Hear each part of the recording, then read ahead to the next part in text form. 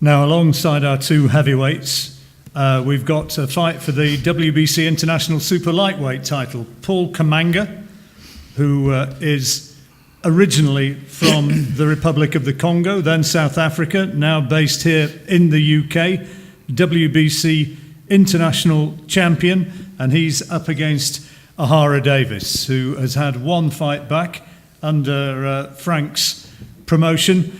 OHARA looking at some stage in the next year, he hopes, if he can come through this, by winning this belt, to move on potentially towards a world title challenge, Frank. Well, certainly that's what it is. He's got a tough fight. Again, it's a replacement, but what a replacement it is. You know, it's the guy who's in the top 10 of the WBC. And as you say, he's 21-0, and it's a tough fight for OHARA. You know, he's not had time to prepare for this particular opponent, but he's a true professional. He's got tremendous belief in himself, and he comes through this one, he'll be there or knocking on the door for a shot at the world title. Now, Paul is the champion here. OHARA is the one challenging. Paul, taking this fight at late notice, tell us your thoughts about OHARA as a boxer. Well, thanks everyone for being here.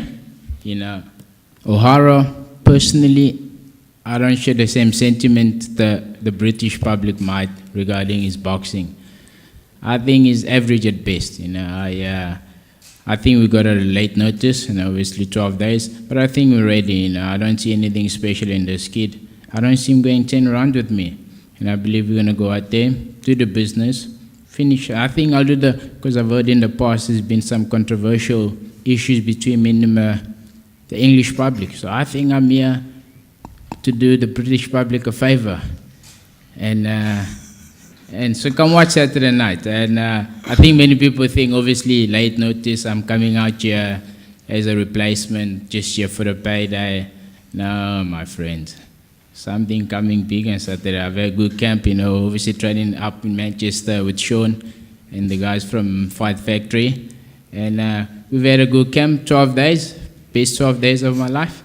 And come Saturday, you're going to see a machine, you're going to see a beast, you know. I'm not just here to beat OHARA, I'm here also to make a statement to the British public, you know. I think this is there, make a statement and show the British fighters that I'm here. You know, Paul Kamanga is here, 4-time Pan-African champion, you know, the WBC international champion. Paul, tell us a little bit. Sorry, can I carry on before I was rudely interrupted? And so I want to show everyone I'm not just champion by mistake or by luck. I'm a champion because I deserve to be a champion, and I'm going to put this kid away. Good words. Okay. Paul, tell us a bit about your background, about how you come to be fighting here in the UK, because originally from the Congo. Yeah. I was born in the Congo. I moved to South Africa when I was about 10. No interest in boxing, really. You know, I watched one fight. My dad had a clip of Muhammad Ali when they fought in Congo. And played football. I was a good football star. I had a good future in football. But I fought a lot, you know. I had a fighting instinct in me. Fought a lot, hit people in the street, at home, at school, wherever. You know, Johannesburg, what you expect. And so one day I got a bad injury from football. I got hit by a couple of guys when I joined boxing for revenge.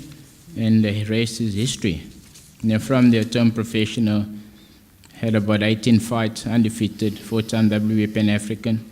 But we had I had a short folding with my ex-promoter. Decided to retire. I was about 21, 22. That's when the magic of Facebook worked. A friend of a British promoter, Albert Chester, who owns Chester Boxing, contacted me on Facebook, told me to come through, fight in Russia. And I was too young to retire and see if we can take it from there. I went, I fought in Russia, and a relationship started. Initially I was down in Southampton. I had one fight there. That's when I met Sean. Sean is obviously in charge of Fight Factory, and they offered me a 3-year contract, and then I moved up north, and that's where I'm based. My home is still South Africa, and so after every camp I still go home, got family to see and friends. But I got 2 homes, you know. I want to make Manchester my home too, and I'm going to make a statement for my future home on Saturday. OHARA, you hear what he has to say for himself. He's a tricky fighter. 1 or 2 people have said to me that this guy could be a banana skin. He could be a guy who is better than people think. This guy's a bum. But I won't lie, the story that he gave us, it was amazing. You know, he had a half past and he came up the hard way. Listen, we all came up the hard way. We all came up the hard way. And he's going to be easy work on fight night as long as I'm smart, as long as I'm sharp. And that's what boxing's about. Boxing's about being smart, being sharp. You know, I'm not concerned about his past and he came from this and he came from that. Listen, that stuff, it don't matter. When you get in that boxing ring, only thing that matters is your ring IQ.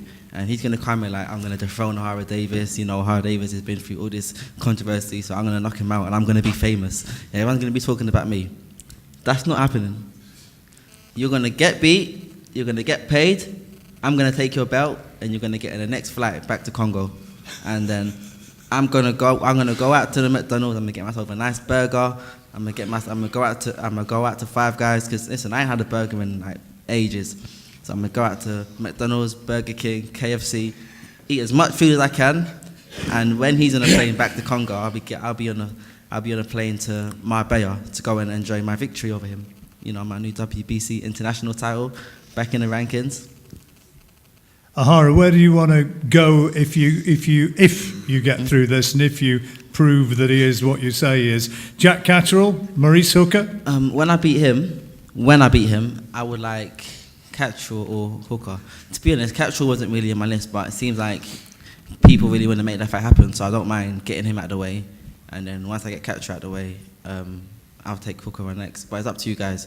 But anyway, my main focus is Saturday night, get this bum out of the way, crush his dreams, crush his goals, and he might have to retire again.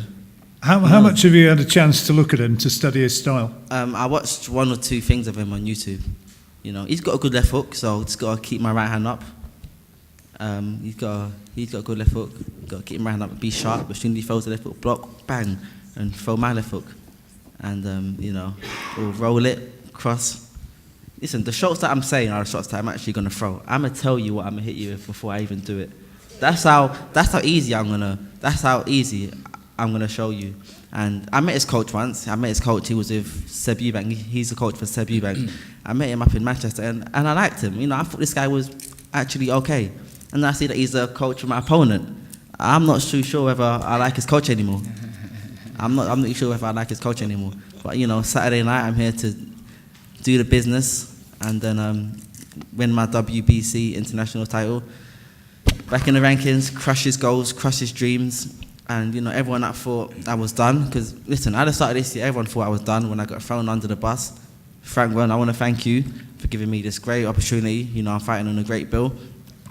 People listen, my whole boxing career, I've been hearing this about Frank, hearing that about Frank. Listen, I'm here, and everything that everyone said to me was a lie. And I'm glad to be where I am right now. Paul, just one last word from you. I hear that you had a bit of a family tragedy recently, and you're devoting this fight and your performance to the memory of your grandmother. Tell us a little about that. Yeah. Obviously, I never grew up with my grandmother. She was obviously in the Congo when I was in South Africa.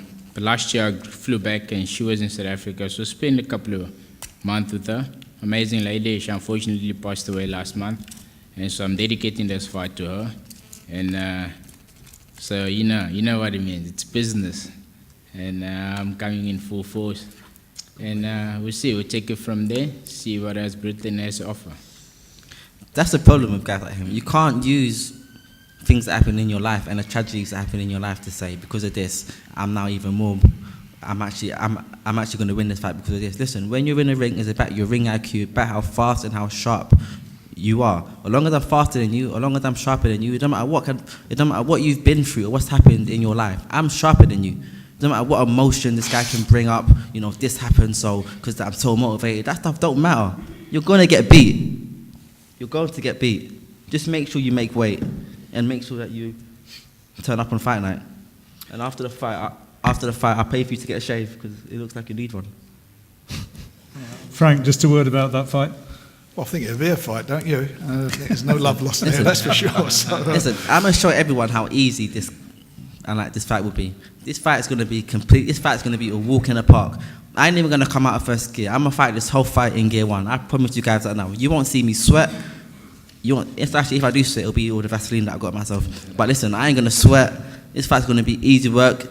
He's above me in the rankings. You know, he's this, he's that. He's from Congo and he's hungry and blah blah blah. He's been through this, he's been through that. That stuff don't matter. I'm smarter than him.